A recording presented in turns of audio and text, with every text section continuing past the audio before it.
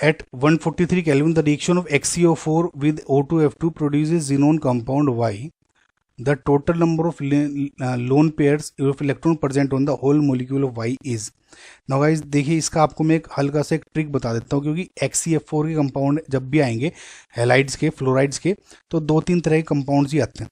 देखिए guys, xenon है जो आपका, राइट, 3 तरह के बेसिकली बाइनरी फ्लोराइड्स बनाता है।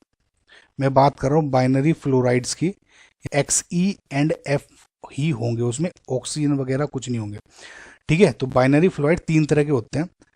XeF2 बनाता है, XeF4 बनाता है एंड XeF6 बनाता है, ठीक है। नाउ जनरली क्या होगा, जब Xe को आप F2 से रिएक्शन करते हैं और Xe यानी जिनोन आपका एक्सिस में है, तो यहाँ पे XeF2 बना देता है, ठीक है गाइस, समझ में आपको। नाउ सिमिलरली जब Xe और F2 रिएक्शन करते हैं, जब Xe और की जो रेशो है फ्लोरीन के साथ 1:5 में है, ये कम है, तो ये क्या होगा, XeF4 बनाता है।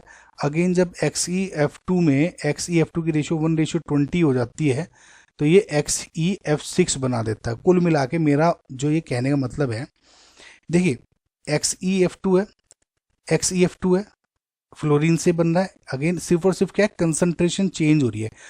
देखिए अगर XeF4 दिया हुआ आपका, तो इसकी F2 से रिएक्शन करा दी, तो आप XeF6 में डायरेक्ट लिख सकते हैं, या XeF2 दिया और आपको F2 से रिएक्शन कराई, तो आप XeF4 में लिख सकते हैं।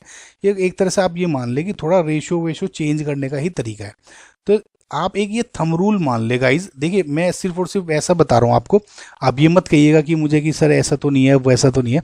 मैं आपको बता रहा हूँ, जब भी आपको जिनोन के कंपाउंड मिलेंगे आपको इस तरह कर लें। देखिए XeF4 था, मुझे पता है कि किसी O2F2 के कंपाउंड से रिएक्शन कराई, O2F2 के रिएक्शन कंपाउंड से रिएक्शन कराई, ठीक है ना। O2F2 का देखिए गाइज कुछ जो स्ट्रक्चर है वो कुछ इस टाइप का होता है, ठीक है, पेरोक्साइड टाइप्स कुछ। तो जब ये रिएक्शन कराता है ना, तो ये माने कि XeF2 इस F2 के साथ मिलके XeF6 बना देता है और प्लस O2 गैस, ऑक्सीजन को, गैस को रिलीज कर देता है।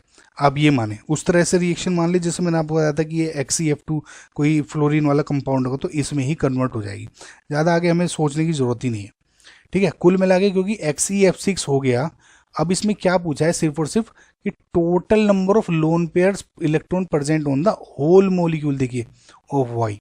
अब XeF6 में अगर स्ट्रक्चर बनाऊं तो कैसे करूंगा, देखिए मैंने आपको अभी ट्रिक बताई थी। जिनोन क्या है, 8 इलेक्ट्रॉन्स है आउटर मोस्ट शेल में, ठीक है गाइस, 8 इलेक्ट्रॉन्स हो गए, 6 ये है F से जुड़ा हुआ है, 1 2 3 4 5 एंड 6 F के साथ जोड़ दिया गया है इसको। अब देखेंगे आप, एक लोन पेयर प्रेजेंट है। अब क्या इसका आंसर 1 होगा, नहीं, क्योंकि इसमें पूरे मॉलिक्यूल में पूछा है। माइंड यू गाइस, F ये इलेक्ट्रॉन तो शेयर कर रहा है, लेकिन लोन पेयर इसके पास कितने हैं, 3 लोन पेयर होते हैं ना गाइस। सिमिलरली इस F फ्लोरीन के पास भी 3 लोन पेयर है, सिमिलरली इन सब के पास, यानी 3 लोन पेयर एक फ्लोरीन के पास है, यानी कि 1 2 3 4 5 6 हो गए, यानी 18 लोन पेयर्स हो गए टोटल फ्लोरीन के पास, प्लस इस वाले जिनोन के पास जो लोन पेयर है +1, तो प्लस कितना हो जाएगा, 18 + 1 19 लोन पेयर्स।